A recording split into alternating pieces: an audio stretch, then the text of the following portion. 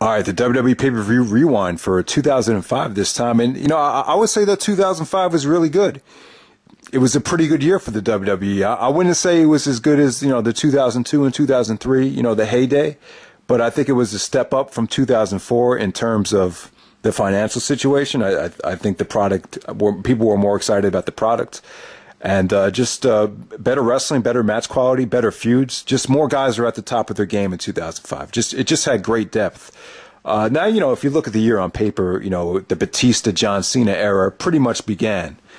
But aside from that, you just had, tremendous workers that were still alive and, still at the top of their game, like Benoit and Guerrero. So, and also you had the draft lottery, which is really, really cool. If you sat through that in June of 2005, it just created for some must-see TV. And, featured John Cena coming to Raw, which at the time shocked the shit out of everybody. So it's just a lot of excitement in the air in 2005. ECW One Night Stand. There's just a lot of good stuff to talk about. Definitely a step up, like I said, from 2004. And if you look back to 2004, there was only about 4 or 5 guys that had quality years in 2004. So let's get right into it. The first thing I want to talk about is my main man, Dave Bautista, man. He got a huge push, and it was kind of unexpected, because if you were watching the WWE at the end of 2004, it looked like they were going to go ahead with Randy Orton and Triple H at WrestleMania. But it just died down. You could see Orton wasn't as versatile as a babyface. It was a pretty big flop. I talked about this before. Randy Orton's face turn was pretty much considered a failure. Now, once we get into 2005, don't get me wrong, like Orton wasn't getting like the Cena, treatment. He wasn't getting John Cena type of heat. But from town, depending on where they were, particularly like if they were in Canada, they would absolutely crap on Orton. And Orton was just very, very stale. The transition from heel to babyface for Orton was just poorly executed. So, they pretty much pushed the reset button on Randy Orton and just kind of fed him to the Undertaker. So Orton kind of had a forgettable 2005. He had a lot of injury issues. So he was kind of like hit or miss. He was kind of, there one month and he wasn't there the next month. But, all Randy Orton pretty much did was feud with The Undertaker in 2005. That's pretty much it for Orton. So during the whole time, they were forcing Orton down everyone's throat. People just kind of fell in love with Batista. I know Batista's kind of like the most hated guy in the YWC right now. But, if you look back, Batista was... I liked him. There wasn't really a lot to complain about. He was just really, really cool. You saw him pay his dues. You saw him pretty much, he was kind of like the enforcer of Evolution. And I think people just got sick of him taking Triple H's shit. And then they filmed this segment backstage where he was just kind of looking at the world title, and it just got a huge reaction. It was just like, yeah, you're in better shape than Triple H. Actually, he wasn't younger, but he was more physically equipped. Why don't you just go after him? And, slowly but surely they started teasing it. At New Year's Revolution in the Elimination Chamber, Batista helped Triple H win the world title back. If you remember, the title was actually vacated because I think Benoit and Edge made Triple H tap out simultaneously. So they stripped Triple H of the belt. So Triple H had to win it back at the New Year's Revolution Elimination Chamber in Puerto Rico. That was at the beginning of January. Then from there, you could see they slowly, built up the Batista face turn. Triple H wanted him to go to Smackdown after he won the Royal Rumble to face JBL. It was because Triple H, he knew he was going to get beat by Batista, because Batista was just at the top of his game. He was just improving in the ring, improving his physique. He just, got better. And it just got more over as time went on. And, he wasn't really, they really weren't forcing him with the promos. He was just kind of acting cool being himself. He wasn't like he is now, where he kind of tries too hard on the mic. Everything went pretty smoothly. And then they had a contract signing on Raw. Batista was going to make the decision to, face JBL and go over to SmackDown, or face Triple H on Raw, and it was very well done. They did the thumbs up, the thumbs down thing, and Batista turned on Triple H and Flair, put them through a table, and said he was going to take the title from Triple H. So that's how Batista's push went, and make no mistake about it, he was over. He was the most over guy in the company in 2005. I even went to a house show at MSG before WrestleMania, and You had a lot of star power on that show, and by far Batista got the biggest pop and the biggest ovation. So he was a big deal. For some of the people that might, be curious as to why Batista's getting, such mega star treatment right now. There was a time when he was pretty much considered, the man. He actually won the PWI 500 in 2005. The match with Triple H at WrestleMania is very well built up. WrestleMania 21 did a huge buy rate, the best WrestleMania buy rate, I believe, since WrestleMania 17. So that just shows you how great the build up was for Batista and Triple H. The match between Batista and Trips at WrestleMania, it was I wouldn't say it was bad. It was just kind of average. They just had a tough time. Everybody had a tough time following Angle and Michaels at WrestleMania. But they had another match at Backlash, which was a little bit better. At Backlash, Triple H felt he got screwed because the referee was down when he hit the pedigree. So Batista still prevailed at Backlash, and they set up the Hell in a Cell match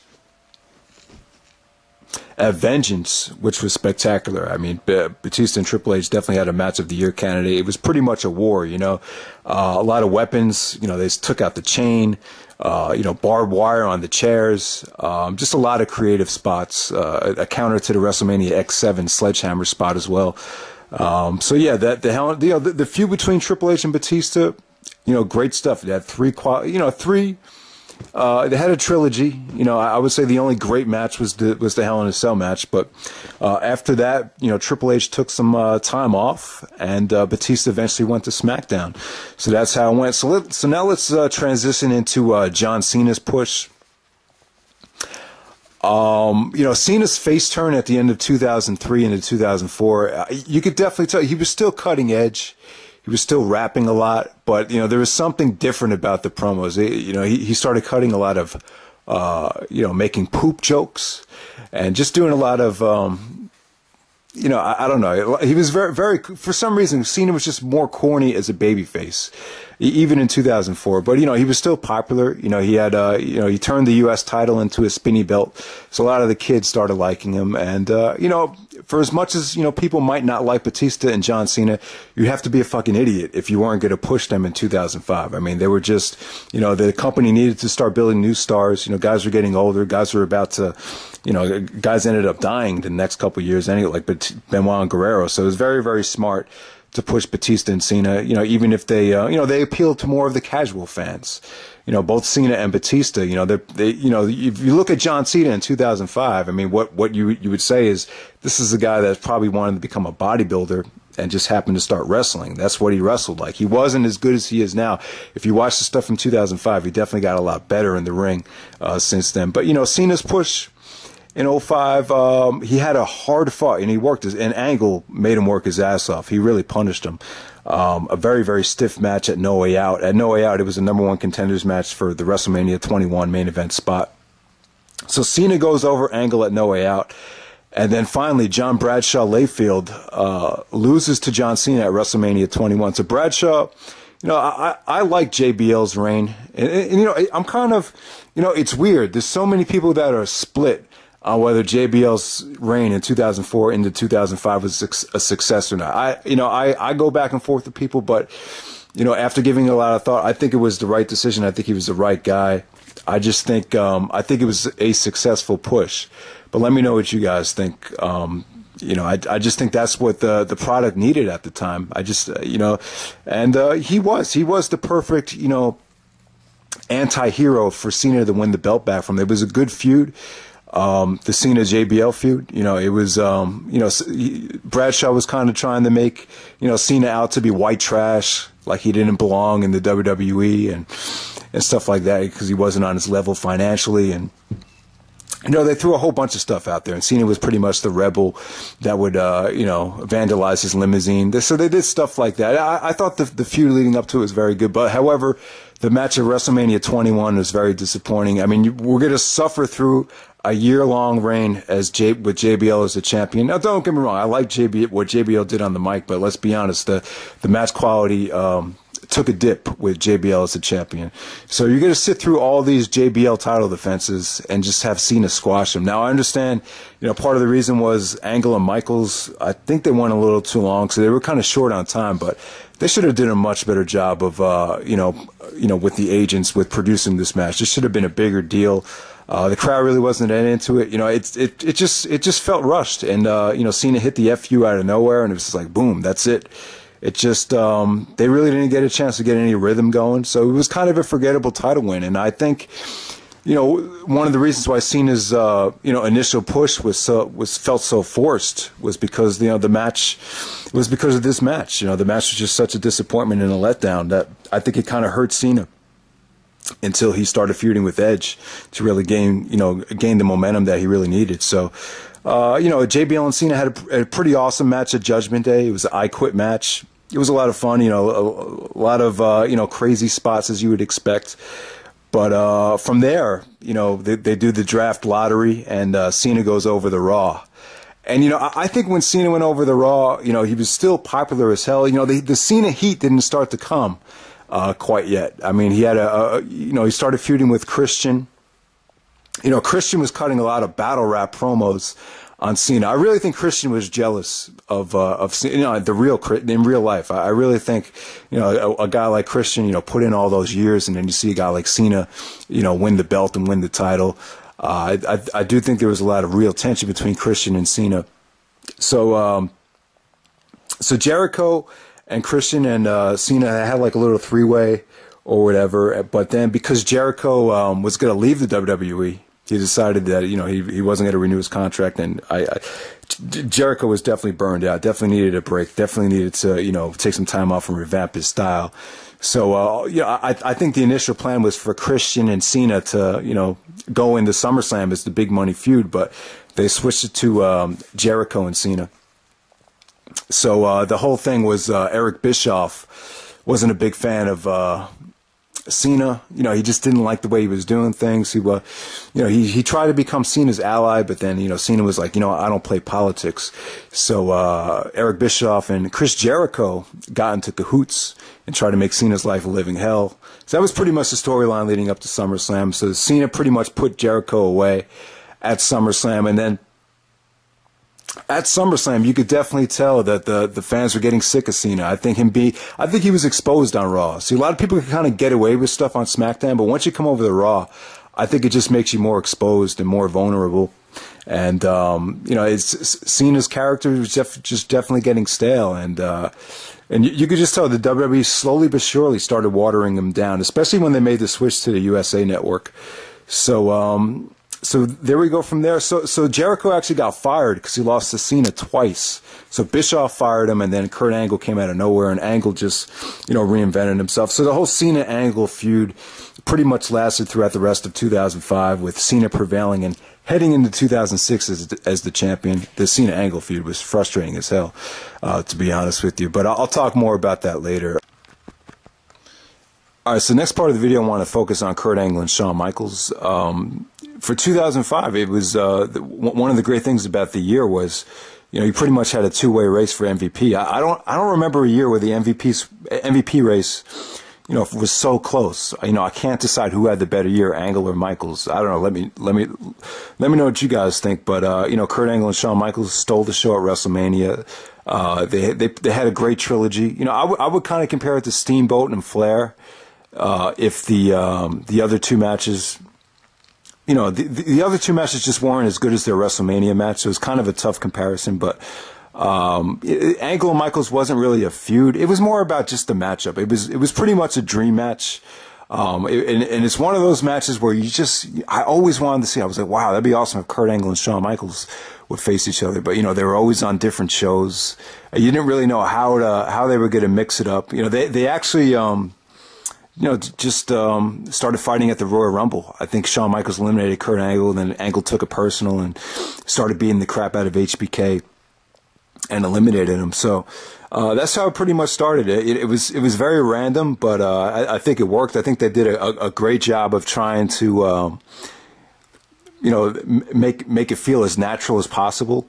They brought a lot of stuff up that they had in common. Michaels, was the best wrestler alive in '96, and how Angle won the gold medal in '96. I like that. They did a whole thing on SmackDown where Angle would, try to recreate Shawn Michaels' career by himself by bringing out Sherry Martel and making Marty Jannetty tap out. I think he did something with a ladder. He did some type of ladder match. And that's when he did the sexy Kurt thing where he was singing. He would sing the song with Sherry. He'd be like, "I'm just a sexy Kurt, I make your ankle hurt, the ankle slam, the ankle lock, Marty Jannetty. Still can't walk. I'm just a sexy Kurt." Oh man, that was hilarious. If you look it up on YouTube, check out the that segment that Angle did with Sensational Sherry. That was pretty cool. So my point is they tried their best to make the Angle Michaels program work, and I thought they did. They were very limited because they were both on two different shows, and it was a huge interpromotional match. It's just a hell of a dream match. Definitely lived up to expectations. I used to watch this match like every single week in 2005. So definitely great stuff. Then they had another great match at Vengeance, which Shawn Michaels getting the win back to set up the program with Hulk Hogan heading into SummerSlam. Then they had a rubber match on the USA Homecoming show, where it was a 30-minute Iron Man match, and it ended with at 2 falls apiece. So it pretty much ended in a draw. But Angle Angle actually made Shawn Michaels tap out at WrestleMania, and I think it was a smart move. I think that Angle really needed that win after all the neck problems in 2003 and 2004. He really needed a victory over a credible opponent to get himself back into contention, and I think it worked. Angle and Cena was definitely one of the biggest feuds in 2005 as well. So it was great for Angle to get the win to set up all the stuff he did with John Cena later in the year. So definitely Angle and Michaels. Oh, one thing I want to say about the Angle Michaels match was I think it kind of hurt the WrestleMania 21 main events, because you're seeing these two workers, by far the two best wrestlers in the company, going out there putting on a show, and then you get to see John Cena and Bautista and win the title later on in the night. It just kind of drove home the point to some of the smarter fans that our best wrestlers are not wrestling for the titles, and we're still kind of in a rebuilding transitional phase. So I think that's one of the things that I think hurt the year and hurt some of the John Cena John Cena's initial push. All right, the next thing I want to talk about is Edge. I thought Edge had a great year. He really emerged as this psychopath heel that was just thought he was always getting screwed, wanted to win the title, would do whatever he could. And, one of the big things was Lita and Edge had an affair. I think when Lita got hurt, started spending some time with Edge would help her out, and, they got to know each other a little bit more. I think they had the same, a lot of things in common. Like, they used to listen to the same music. And I think Edge and Lita make a good couple. I could actually see why they fell for each other. But at the same time, it's kind of like Lita was screwing Matt Hardy over. And, let's be honest, to think about it, Matt Hardy, sacrificed a lot for Lita. He was really hot as a heel on SmackDown, but he left SmackDown to spend time with Lita on Raw, going back to the end of 2003. So, I really think, I think a lot of people really felt bad for Matt Hardy. But, Matt Hardy ended up getting fired, shortly after it was announced that, Edge and Lita had been seeing each other. So, that pretty much set up the whole Matt Hardy, revenge storyline heading into the summertime.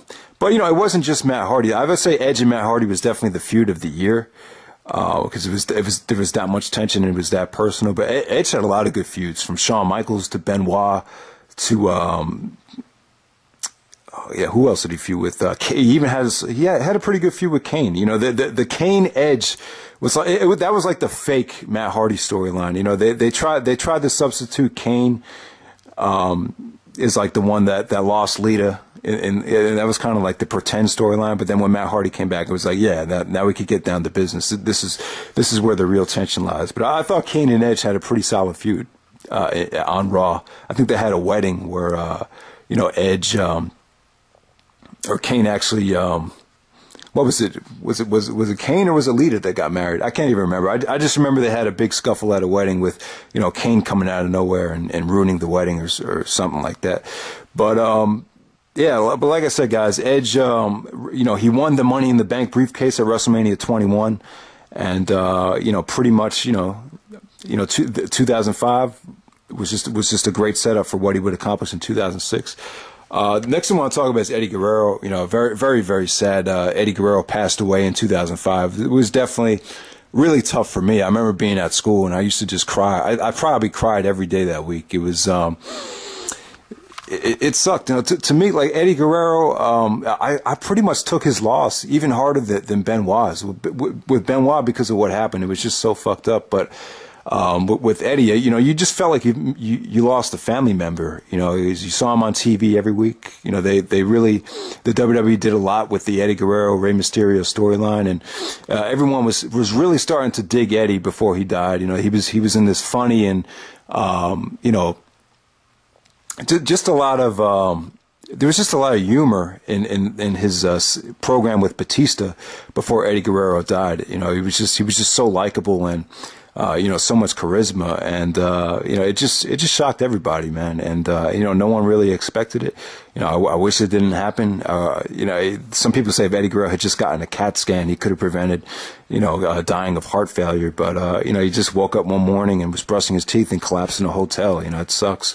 And you know, the Eddie Guerrero tribute night when you know Benoit, you could just definitely it affected Benoit more than anybody. Just so much emotion poured out of you know, Benoit and some of those speeches from Eddie's tribute show.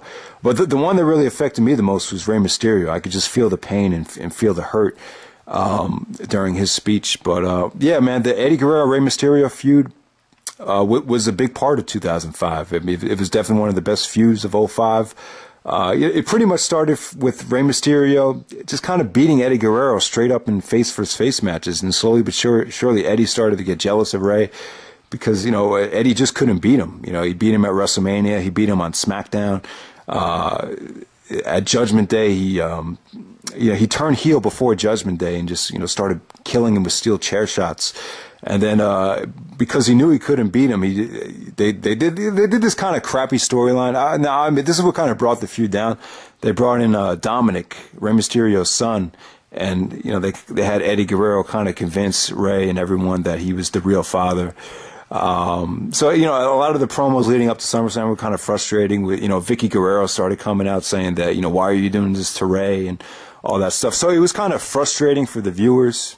You know, there was too much focus on Dominic and not enough on the in-ring quality. But they had a SummerSlam, they had a ladder match for the custody of Dominic. And, you know, the funny part about that was Eddie, you know, Dominic tried to help Rey win the match, and then Eddie just starts snapping. He's like, "What the hell are you doing?" He's like, "I'm your father now, Essay."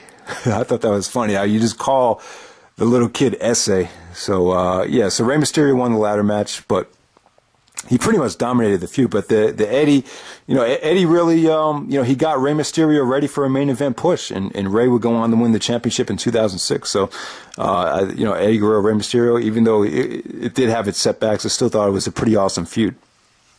Next up, I want to talk about ECW One Night Stand. So, you know, they did the rise and fall of ECW DVD, which, you know, the highest selling DVD in WWE history, I believe. So, you know, Rob Van Dam, he pitched the idea to Vince McMahon, why don't we just do an ECW pay-per-view and just see how it does? And they did it. You know, I thought it was a tremendous success. It really, they did it at the Hammerstein Ballroom in June of 2005, and it legitimately felt like an ECW show. I mean, the only thing WWE about it was they had Bischoff and the, you know, some of the Crusaders from Raw and SmackDown, you know, sit up in the side balcony.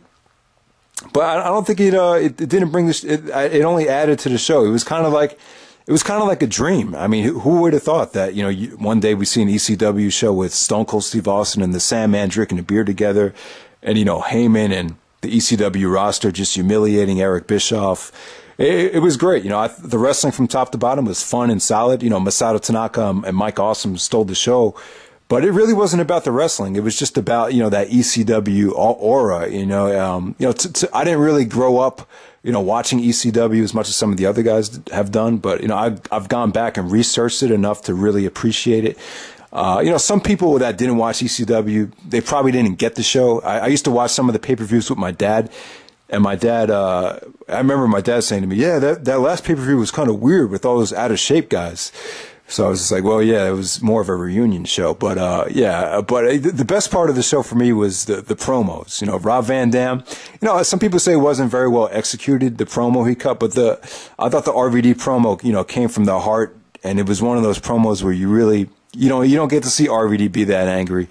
And, so RVD cut a great promo, but, the guy that stole the show was Paul Heyman. He cut a awesome promo on Bischoff. Because, Bischoff was up, up in the balcony, just, turning his back to Heyman. So he said, it's not Paul Heyman at a WCW pay-per-view with his tail between his legs. and you see Eric Bischoff, turn around and just give Heyman the finger. And Bischoff's face was just priceless. I mean, Bischoff is a great performer. That was great. And then he cut a promo on Edge saying, I got 2 words to say to you that no one else has the balls to say. And he said, Matt friggin' Hardy. And that was before they brought Matt Hardy back. So at the time, that was a big deal. But, the one that stole the show on this the best thing about this pay-per-view was Bradshaw, JBL. Him and Orlando Jordan I think they were both drunk. But, Bradshaw said, ECW went out of business. Paul Heyman bounced too many checks. So the whole time Heyman's talking, Bradshaw is up in the balcony just pretending like he's bouncing checks. And it's just fucking hilarious. So, JBL was funny as hell that night. Yeah, so ECW One Night Stand, a tremendous night, tremendous success. Just probably the best nostalgia show of all time. And definitely don't judge the show from a match quality standpoint, because even Benoit and Guerrero on the show was kind of disappointing, but it really wasn't about the wrestling. It was more about the moments and the aftermath and just the nostalgia. All right, next up I want to talk about the draft lottery. The draft lottery was tremendous. They did this thing where, Raw would draft 5 guys and SmackDown would draft 5 guys. So there was only 1 draft pick per week for each show. So you just didn't know who it was going to be. When Cena was announced on the Jericho's highlight reel, everyone was going crazy. Because it just didn't resonate, man. No one really thought that, Cena would come to Raw. Because, Raw already had Triple H in the title picture. And then Batista just won the belt. I mean, they kind of built Batista up like he was going to be the face player on Raw. So when Cena was announced, it was like, oh, now we got 2 champions. So now what are we going to do? So, yes. So Cena came to Raw. Angle was actually drafted to Raw, which was a huge pick. But I would say SmackDown, in the long run, got the better draft picks. Because RVD was still hurt. I thought Carlito kind of sucked. So that was pretty much Raw's draft picks. SmackDown got Benoit. They got Randy Orton. They got Batista. They got Christian. And I believe they got Muhammad Hassan. Really quick, let's talk about Muhammad Hassan while I'm at it. Basically, this guy was, after September 11th, they tried to make him out to be like one of these guys that were, one of these, Iraqi or Arab guys that was in America that was unfairly, judged because of his skin color and because of his religion. So, he got a lot of heat. But they did this terrorism angle on SmackDown with The Undertaker, and it was around the same time there was a terrorist attack in London. So because of what happened on SmackDown, the UPN executives forced WWE to basically fire Muhammad Hassan, and his push was basically over. Honestly, I thought the guy sucked in the ring, so no big loss. But it was a pretty cutting edge character, and he was pretty good on the mic. But Muhammad Hassan didn't last long. But Daivari ended up being Kurt Angle's manager at the end of the year. So that's how that went. Next thing I want to talk about is the Raw versus SmackDown flop. So at Survivor Series, they did Bischoff versus Teddy Long in a Raw versus SmackDown Survivor Series type of thing. And it just didn't work. I think, it was just a bad timing, because they just did the draft lottery. So you didn't really have well-defined Raw and SmackDown teams. You got guys that were on the SmackDown team like Randy Orton and Batista that were pretty much synonymous with Raw. So I didn't think that worked at all. So You know, if you're going to do Raw versus SmackDown, you know, you need HBK, Triple H, you know, Randy Orton, Jericho, and then SmackDown side, you need Kurt Angle, Undertaker, you know, Eddie Guerrero, Rey Mysterio. If they were going to do this, they should have went all out and just went for star power. But they didn't do it. You had guys like Carlito, Bobby Lashley, and Chris Masters. You know, guys that really weren't synonymous with either Raw or SmackDown. That's why you know, the match was still pretty good. You know, SmackDown ended up winning. You know, Randy Orton got the pin on Shawn Michaels. You know, the kind of, you know, set up the Hell in a Cell match with the Undertaker. But yeah, I don't know. I just thought, you know, if you're going to do a Raw versus SmackDown thing, you might as well just go all the way with it. But yeah, next part of the video, I want to talk about Shawn Michaels and Hulk Hogan. This is a great feud in 2005. You know, Hogan was inducted into the Hall of Fame, and around that time, Shawn was just saying, you know, one cool thing I like to do is wrestle Hulk Hogan. So they brought in Hogan. They actually faced Muhammad Hassan and Daivari at Backlash. And, you know, HBK and Hogan, they seemed like they were tight, you know. But then on Raw, right out of nowhere, Shawn super kicked Hogan. And that's how the feud started. At the time, Hogan was doing his reality show, so he wasn't really showing up to Raw on a weekly basis. So Shawn was pretty much forced to carry all the promos and pretty much handle everything. And I would say that Shawn was tremendous, man. He just told it like it was.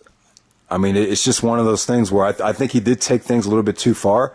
But they said to him, "We want the old HBK." So I even said in a promo, "You want the old HBK?" Well, they got him.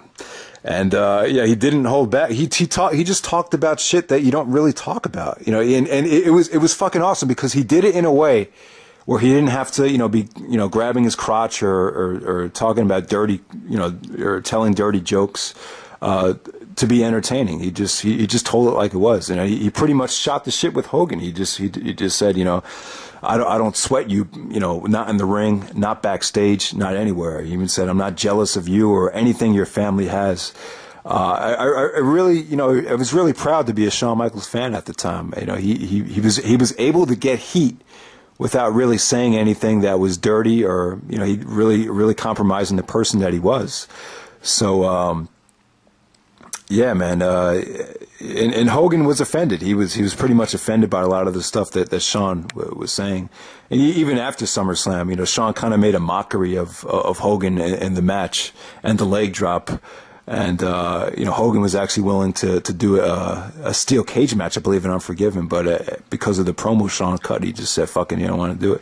But Shawn would say that Hogan was a dick backstage. And I think he was. I mean, I think for this occasion, Shawn Michaels was still, you know, a full-time wrestler. You know, why not just put HBK over?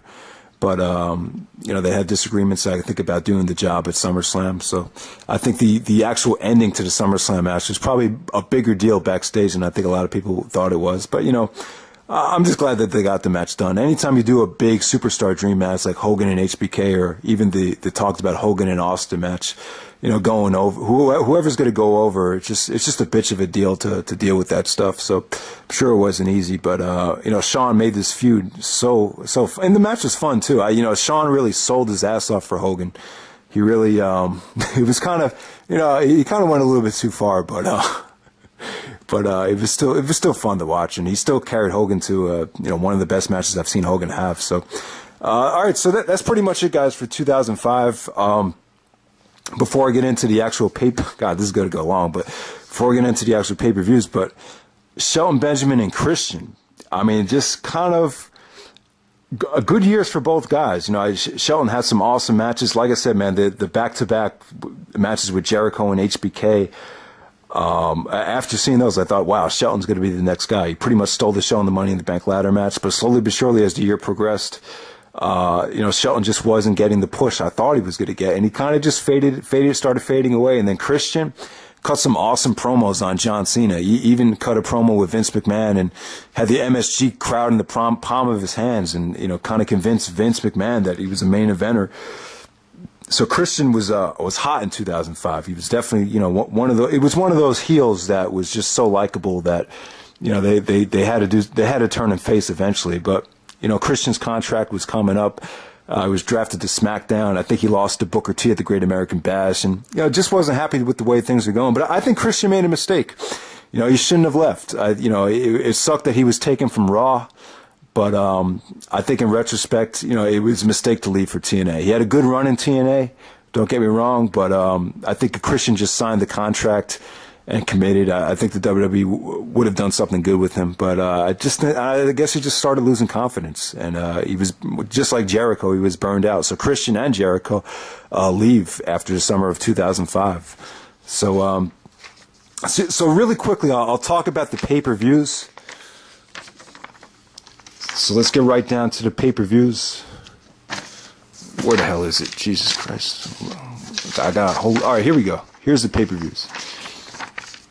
Kind of mixed quality here, but New Year's Revolution, this is when they had the vacated Elimination Chamber match. Great Elimination Chamber. That might have been the second best Elimination Chamber match, featuring Triple H winning to become a 10-time world champion. He actually pinned Randy Orton with Batista's help. Really a terrible undercard. Might have been the worst undercard of all time. You know, Eugene and Lita actually injured their knees and had to get surgery. So just an awful undercard, but you know the Elimination Chamber was fucking awesome though, so it pretty much saved the pay-per-view. Royal Rumble was good. Royal Rumble match was great with Batista winning. You know, Benoit pretty much carried the Rumble, started at number 1. Guerrero had a great showing in the Rumble. The Rumble just definitely had a lot of star power and a lot of talent, and so great Rumble. Oh, let me just say this about Vince McMahon. You know, Cena and Batista. Both eliminated each other at the same time, so Vince had to come out to restart the match. And as he was entering the ring, he fell down and tore his quad. So it's pretty embarrassing the way he did it. But you know, if you go back, check out the Rumble and see what happened to Vince. No Way Out was atrocious. You had some awful matches with John. I think John Heidenreich had a match against Booker T that was really awful. Undertaker and Luther Reigns had a really awful match. Kurt Angle, John Cena, it's a one-match show. You know, Cena, you know, wins the match against Angle to prevail at WrestleMania. But you know, the ending with Big Show, you know, slamming JBL through the mat was pretty cool. You know, seeing JBL escape the barbed wire steel cage match from underneath the ring was pretty shocking. But you know, I thought No Way Out was probably the worst pay-per-view of 2005, and you know, one of the worst SmackDown pay-per-views ever. So really quickly about WrestleMania 21. I've said it before. I'll say it a lot of times, but you know, probably the best hour and a half to a WrestleMania ever. You know, along with Angle and Michaels, you had Rey and Eddie. You had the Money in the Bank ladder match with Edge winning. You had Randy Orton and Undertaker. You just had a lot of consistent quality. And then, you know, the main events with JBL and Cena and Batista and Triple H just couldn't follow the stacked undercard. Backlash was pretty good. I thought Batista and Triple H had a better main event than their WrestleMania match. Jericho and Shelton Benjamin stole the show, in my opinion. And Benoit and Edge had a really great last man standing match, which is pretty underrated. Judgment Day. John Cena and JBL have a really fun I Quit match. Also, Eddie Guerrero and Rey Mysterio have a great match that really set the tone for their feud and really, you know, showcased Eddie's new heel direction. Kurt Angle and Booker T had a pretty good match. ECW One Night Stand, I'll give that a 9.0. Definitely one of the best pay-per-views of the year. Just an amazing nostalgia show. Vengeance is by far the best Raw brand pay-per-view only. I mean, you had Cena, Jericho, and Christian in an excellent triple threat match. Angle and Michaels, the rematch, and Batista, Triple H, Hell in a Cell. Vengeance was great. Great American Bash. Actually didn't look bad on paper, but everything just sucked. Eddie Guerrero and Rey Mysterio, there's too much cutting the Dominic in their match. Benoit and Orlando Jordan was not good at all. I think Orlando Jordan, you know, some of the guys they tried to push in 2005 kind of sucked, like Carlito, Chris Masters, and Orlando Jordan, and John Heidenreich and Luther Reigns, just a lot of guys that they were still trying to experiment with, to just kind of brought the year down. But Orlando Jordan was not, I don't think he was a good wrestler at all. Benoit even had a tough time carrying him here. You know, Orlando pretty much dominated that match. And it just did not go over well. And his punishment for that was getting squashed by Benoit at SummerSlam. So you see, you know, that's when you do a squash match to someone that doesn't deserve it, not someone like Daniel Bryan, but like they did to him with Sheamus. So yeah, JBL and Batista had a pretty crappy main event. So yeah, bottom line is Great American Bash 2005 sucked just like it did in 2004. I thought SummerSlam was a lot of fun. probably the funnest pay-per-view of the year, you know, from, you know, Hogan and Michaels to Jericho and Cena. The crowd reaction for, you know, Jericho and Cena was great. You know, that's when they started turning on Cena. That's when Cena started finally getting a little bit of heel heat, was at SummerSlam against Jericho, and then later on against Angle, you know, Cena started to get more heat as well. Orton and Undertaker at SummerSlam was good. Eddie Guerrero, Rey Mysterio, the ladder match at SummerSlam. So SummerSlam was really fun from top to bottom. Unforgiven, a pretty average pay-per-view. It had that Oklahoma City, you know, warm babyface crowd. So you had Matt Hardy and Edge in a steel cage match. That definitely stole the show. Angle and Cena was the main event, but it wasn't one of their better matches. At No Mercy, you had Eddie Guerrero and Batista in the main event. It was kind of like a friendly face-versus-face match. It was pretty average. Undertaker faced the Ortons in a casket match, which was definitely a good feud builder. That's when Orton set the casket on fire. JBL and Rey Mysterio had a pretty good match. So, you know, No Mercy was a pretty average show. Taboo Tuesday had a horrific undercard. Pretty horrible, but a great double main event. You have Flair and Triple H. Oh, I forgot about it. Yeah, Flair and Triple H in the steel cage match. So Flair, after Flair won the Intercontinental title at Unforgiven, Triple H came back and he was upset that Flair, you know, lowered himself to being mediocre by going for the Intercontinental title. So he kind of, you know, took the horse outside and blew his brains out with the sledgehammer. So that's, you know, so Flair and Triple H had a nice little aggressive feud at the end of 2005. And then the main event of Taboo Tuesday was Shawn Michaels was actually voted in. He beat out Kane in the Big Show to enter the triple threat match with Kurt Angle and John Cena. And I thought this was a lot of fun. Angle and Michaels actually took John Cena out, but Cena made the babyface comeback. And during this match, you could see the heat for Cena kind of return again. Survivor Series, you know, Raw vs. SmackDown, Angle, Cena, Benoit, Booker T started their best of 7 series. You know, Flair and Triple H had a last man standing match. So, you know, Survivor Series was a quality, really, really good show. Armageddon was, you know, ended off the year. You know, Randy Orton and Undertaker, I thought the feud was pretty average. I don't think it really called for a Hell in a Cell match. It was one of the, wasn't one of the worst Hell in a Cells, wasn't one of the best ones, but it was a pretty lukewarm Hell in a Cell match between Orton and Undertaker.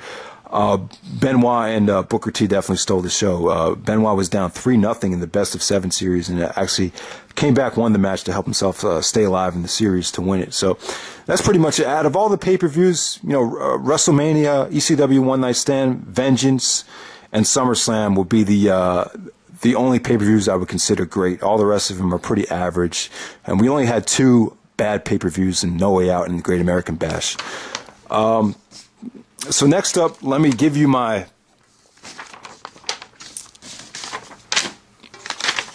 MVP candidates. I'll give you my top 15 MVP candidates. At number 15, I'm going to go with Matt Hardy. You know, Matt Hardy made his comeback in the summer of 2005 to get his revenge on Edge after being fired.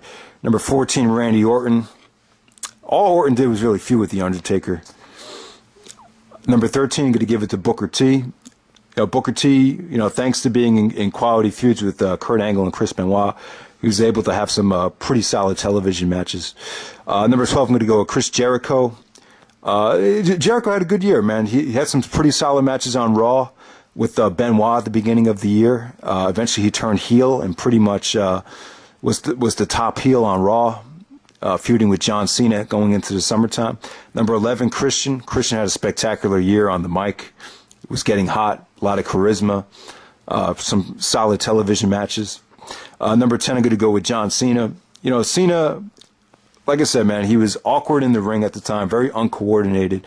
Definitely looked like a bodybuilder that was training to become a wrestler. But he had some pretty good matches, though. He had pretty good opponents with Christian, Jericho, Angle, guys like that. So he did have a pretty good year. Plus, he had an awesome I Quit match with JBL.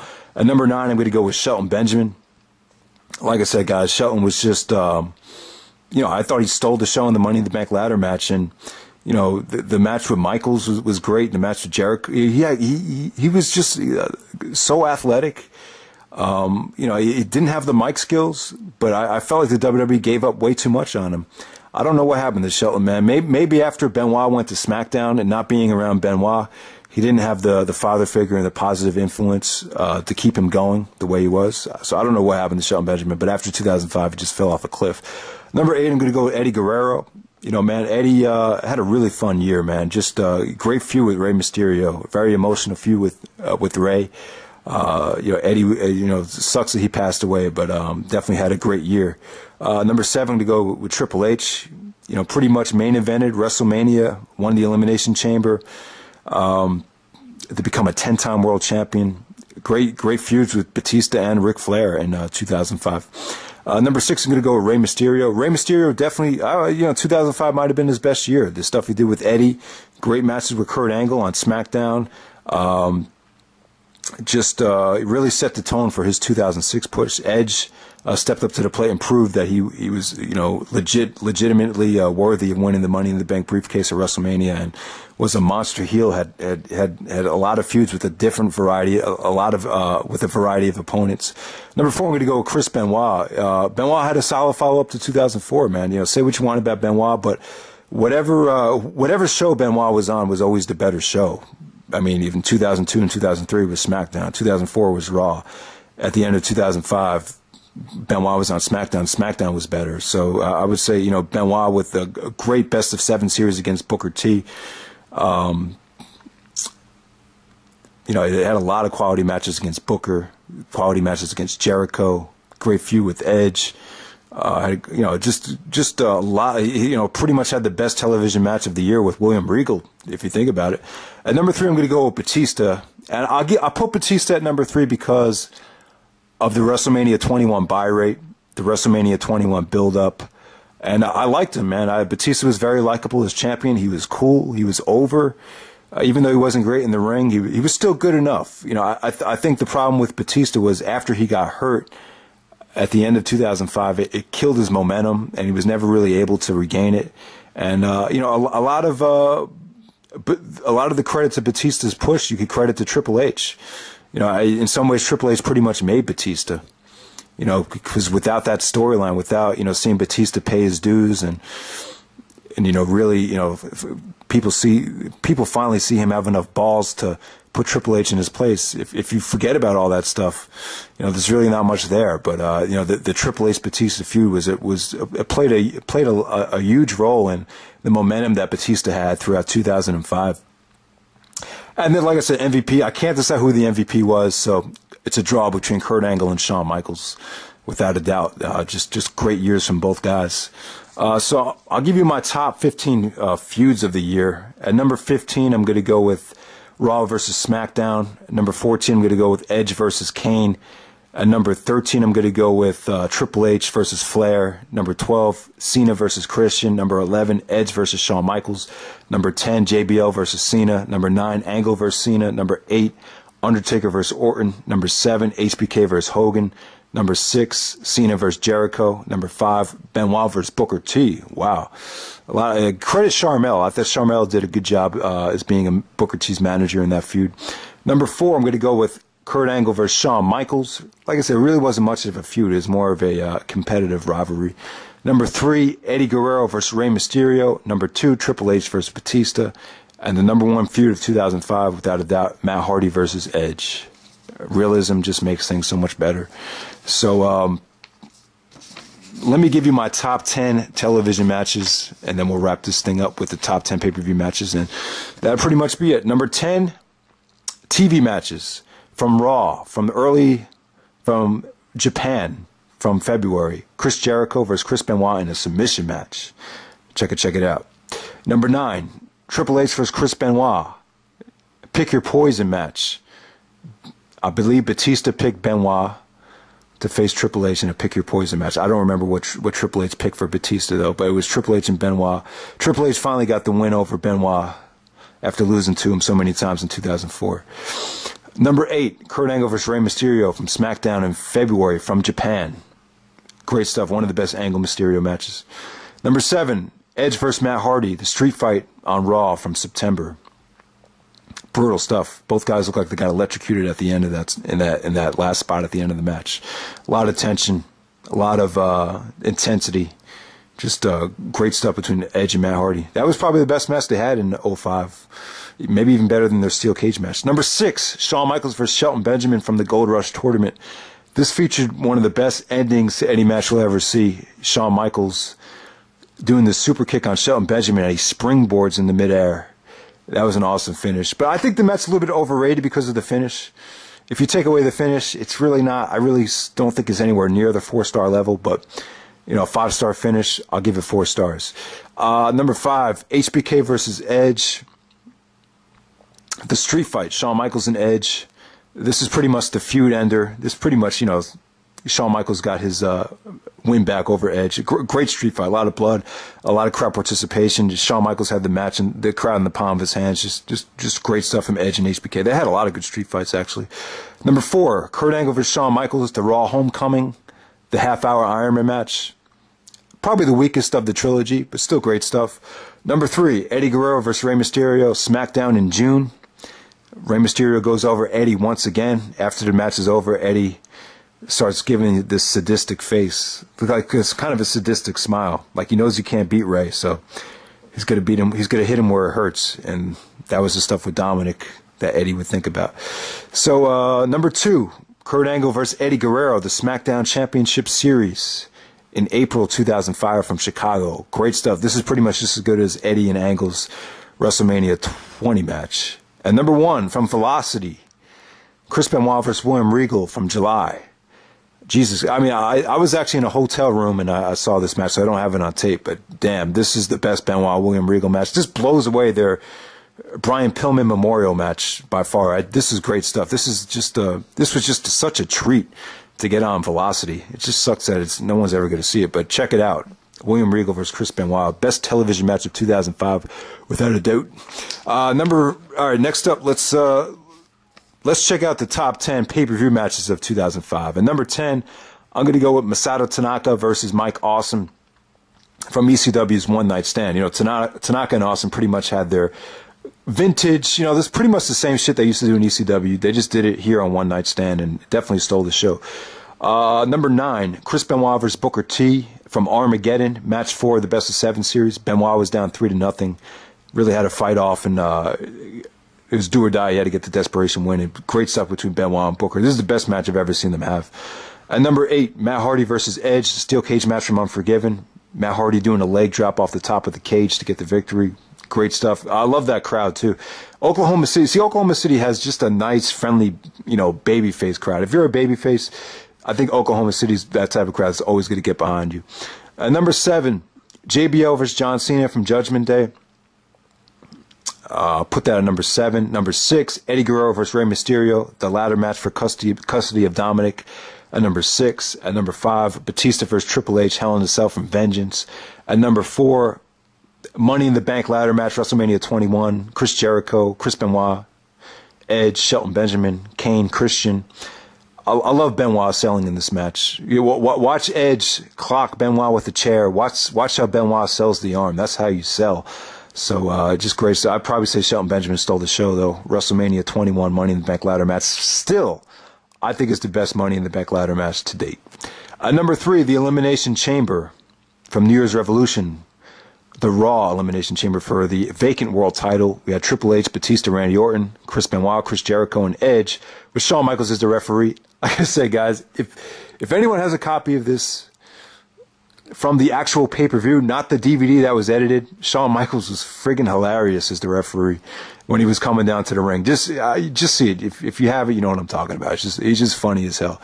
But hey, this Elimination Chamber was great. You know, Benoit doing the flying headbutt off the pod, some of the RKO spots, and the Triple H taking the backdrop on the steel grate. This match was incredible. It was a little bit too predictable. That's the only thing that hurt it. Number 2, Kurt Angle versus Shawn Michaels, the rematch from Vengeance. And then number 1, Kurt Angle versus Shawn Michaels, WrestleMania 21, arguably one of the best matches of the decade. So that's pretty much it, guys. Hope you enjoyed the pay-per-view rewind for 2005. This was a very good year, actually. So check out some of these matches and some of these performances.